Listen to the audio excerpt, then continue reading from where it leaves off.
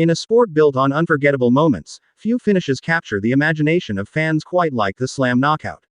At UFC on ESPN 72, rising lightweight Elijah Smith delivered one of the most devastating examples in recent memory, sending shockwaves through the MMA community and sparking instant comparisons to Quinton, Rampage, Jackson's legendary slam of Ricardo Arona in Pride nearly 2 decades ago.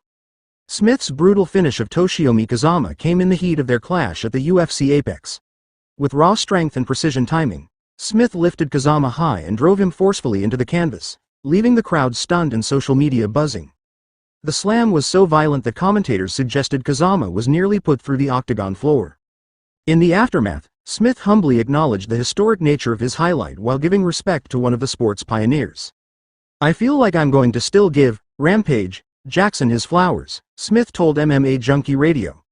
"I'm going to say his is probably the best one, but right under him is me, as the best slam co." Jackson's 2004 knockout of Arona at Pride Critical Countdown has long been considered the gold standard of slam finishes, combining timing, strength, and spectacle in a way that became part of MMA folklore. For Smith, being mentioned in the same breath as that moment is already a career-defining achievement. The highlight didn't stay confined to MMA circles. It earned a coveted spot on ESPN's SportsCenter Top 10, coming in at number 4 on the night of the event. While Smith admitted he was puzzled that a routine baseball home run topped the rankings, he embraced the recognition.